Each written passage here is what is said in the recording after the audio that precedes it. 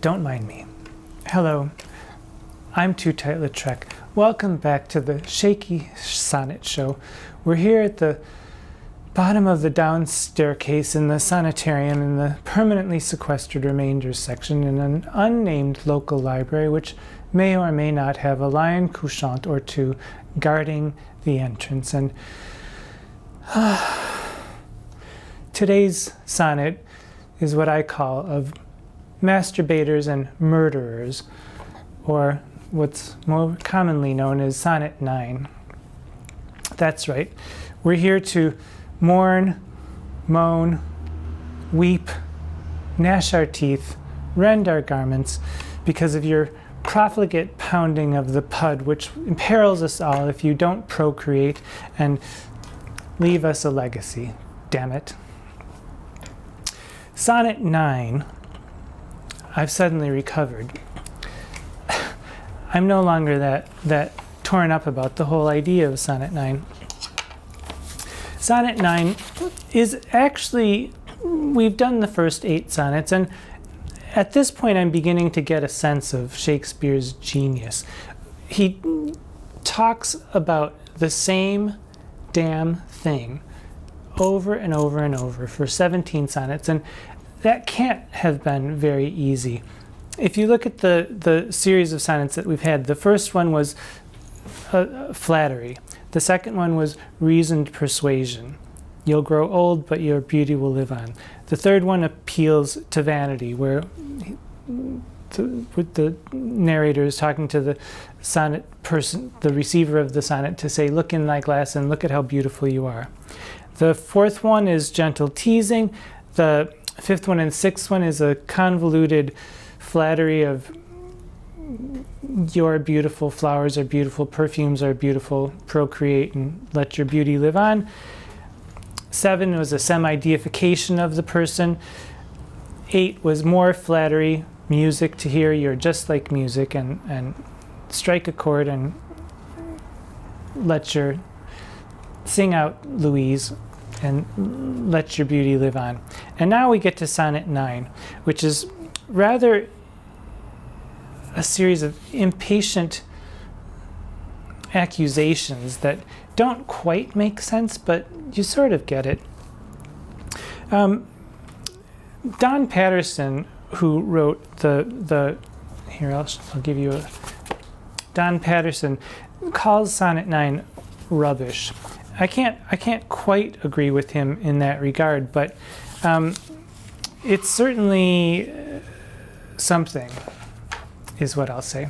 Helen Vendler, when she talks about this, tends to talk about the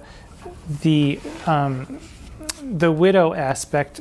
She looks at the original spelling in the quarto, 1609 quarto version, and she's fixated on the word widow, which is spelled W-I-D-D-O-W, and she goes on about the symmetry of widow and that Shakespeare's enamored of the W's and the way it looks and the way it forms the sonnet and all the symmetries of issueless.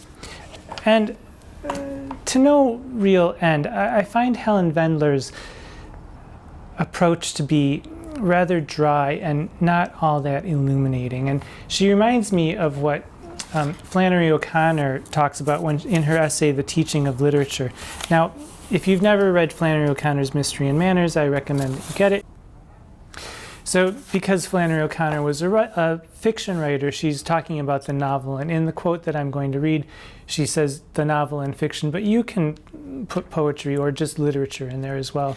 She says, the fact is people don't know what they are expected to do with the novel or with literature, believing, as so many do, that art must be utilitarian, that it must do something rather than be something. Their eyes have not been opened to what fiction, and I propose literature, their eyes have not been opened to what literature is, and they are like the blind men who went to visit the elephant. Each feels a different part and comes away with a different impression.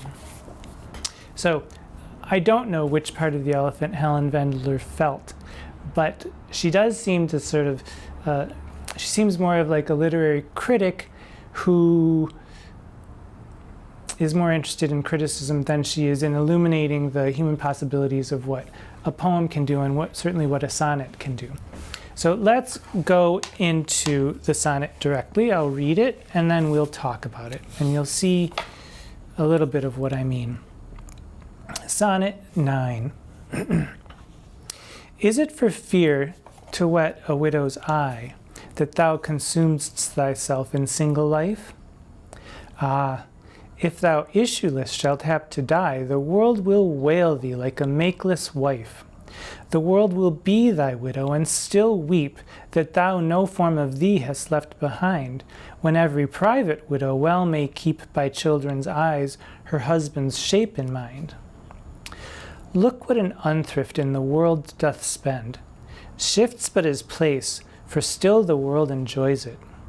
But beauty's waste hath in the world an end, and kept unused the user so destroys it.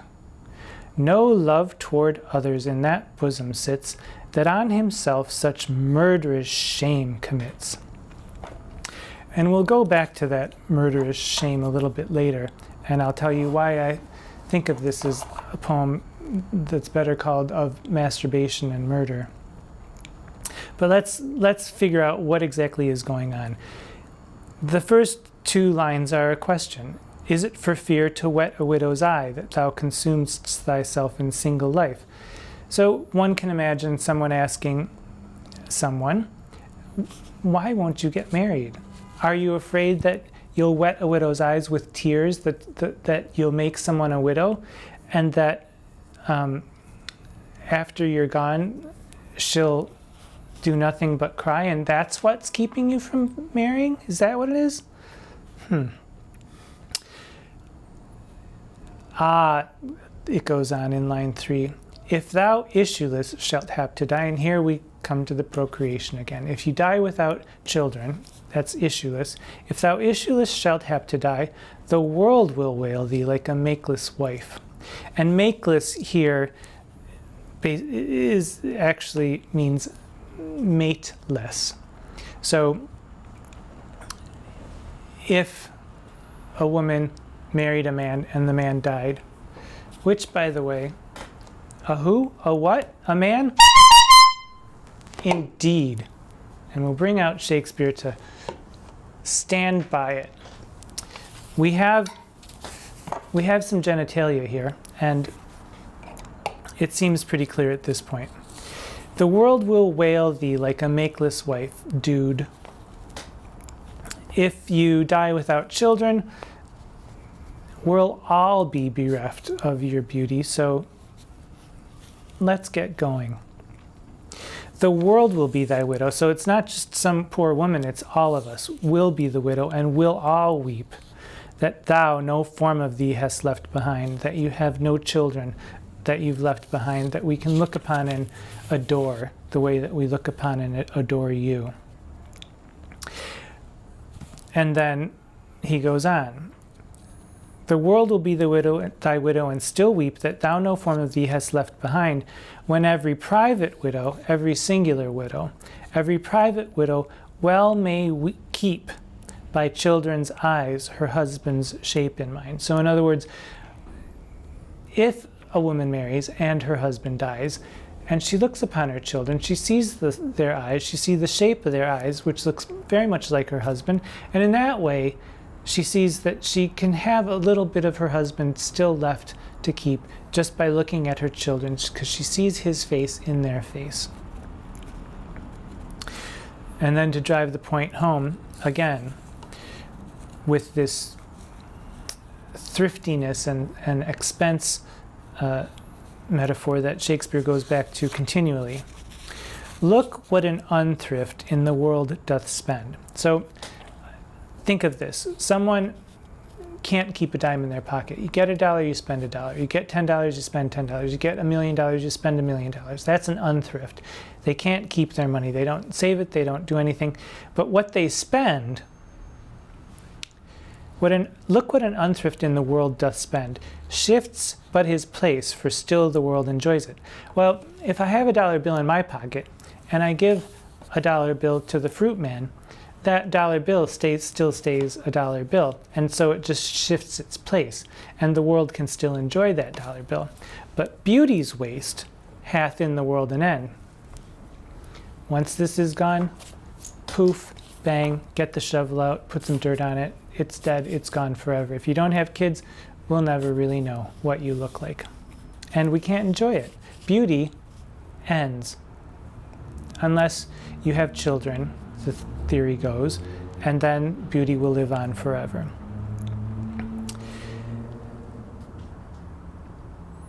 So, look what an unthrift in the world doth spend, shifts but his place, for still the world enjoys it. But beauty's waste hath in the world an end, and kept unused, the user so destroys it. And then we get a right scolding here. Shakespeare's scolding someone, this little lad who refuses to marry.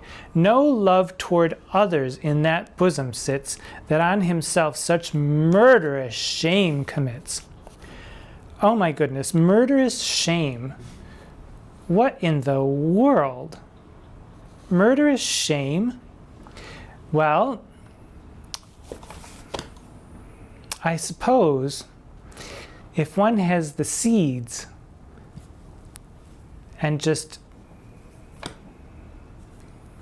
shoots it off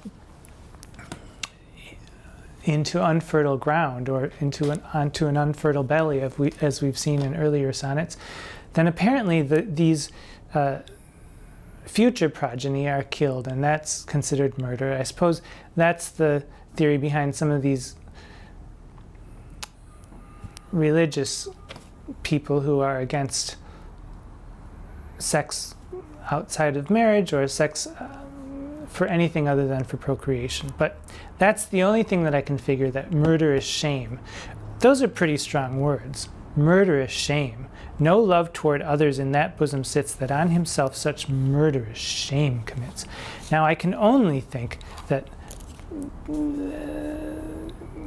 this, well, let's try to think about it. Has anyone out there, perhaps,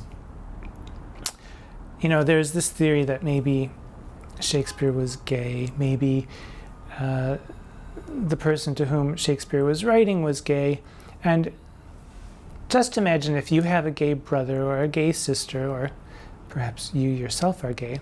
Did your mother ever come up to you at some point and say,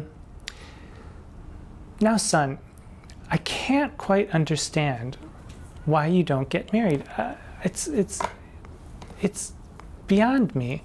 You're such a good-looking boy, and all your friends are girls. You must have one of them who you could marry. Maybe you could find a nice girl, and you could, all the knitting that you do, you could do for her. You could help her with her makeup. I don't understand. I don't understand why you don't get married." That seems to be what's going on here. Instead of sitting in your room abusing yourself, you could go out and find a wife and have a child and let the progeny breed from generation to generation, and the whole world will be happy. That's the sense of Sonnet 9. Now, I think that I've told you what I thought if this were in fact Shakespeare writing to a young lad in order to get him to marry. It doesn't seem that there's any homosexual yearning from the writer to the recipient, but it does seem to be quite odd that this person doesn't marry. Maybe he's just a profligate whore of some sort, and he's dating all these women, and we don't know. That could be the case too. But so there isn't really any sign of homosexuality in here, but that could be a possible. It could fit into the narrative of that these are autobiographical poems. Dramatically, I feel that perhaps it could fit into some place like Twelfth Night, that gender-bending, men dressing up as women. Huh, who's ever heard of such a thing? Women dressing up as men. I don't know. It's quite there. This could be a sonnet to Viola, who is a woman dressed as a man, who's enamored by she's dressed as Cesario, and there's the Duke that has an eye out for her, and then someone else has an eye out for her, Olivia, I think, and I could see that fitting in there as well. But Murd'rous Shame is quite a shocking, jarring image that it sort of doesn't quite. It's very strong. It proceeds by questioning. Is it for fear to wet a widow's eyes that thou consumest thyself in single life? But then it ends with an accusation of murderous shame. I find it quite strange, in fact. So, perhaps you could imagine, I don't know, a nun who has a young lad in her charge who looks like the picture of holiness, who looks like he would never, ever one day grow up to be a drag queen. But she finds out that he has been abusing himself, and perhaps she recites this to him to teach him a lesson. And I've actually asked my sister, Sister Mary Rosebud, to come down from her perch in the Outer Hebrides, or wherever it is that she is in the Convent of Curious Souls, and give us a recitation. I'll link that below for this week. You can decide for yourself what to think of this poem and what it may or may not be doing, if it's a good poem or a bad poem, how it fits into a human life. So that's Sonnet 9. Go out, pay attention to the world, see that it's full of wonder. You know, we're only here for a short time. Pay attention. I'm Tootight Lautrec, and this has been the Shakey Sonnet Show.